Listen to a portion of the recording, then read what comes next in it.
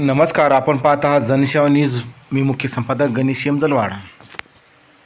देशामध्ये नरेंद्र मोदी साहेबांनी लोकसभा निवडणुकीच्या संदर्भात इस बार 400 पार असा नारा दिला आणि जनतेने तो नारा आपल्या मनामध्ये घेतला आणि मनामध्ये घेतल्यामुळं खरोखरच मनोरुग्ण तयार होण्याची अवस्था आपल्याला समोरप्रमाणे दिसत आहे.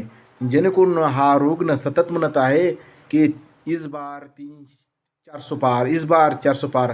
ते समोरप्रमाणे आपण पाहू शकता कशी अवस्था झाली. इस बार 400 पार, इस बार 400 पार, इस बार 400 पार, इस बार 400 पार, इस बार 400 पार, इस बार 400 पार, इस बार 400 पार, इस बार 400 पार, इस बार 400 पार, इस बार 400 पार, इस बार 400 पार. डॉक्टर साहब पहले ये बोलते थे अच्छे दिन आएंगे अच्छे दिन आएंगे. इस बार 400 पार, इस बार पता नहीं क्या हो गया. इस बार 400 पार, इस बार 400 पार, इस बार 400 पार, इस बार 400 पार, कोई बात नहीं, इस बार 400 पार, इस बार 400 पार, इस बार 400 पार, इस बार 400 पार, इस बार 400 पार, कुछ नहीं सब ठीक हो जाएगा सब ठीक हो जाएगा कुछ नहीं होता. सब ठीक हो जाएगा.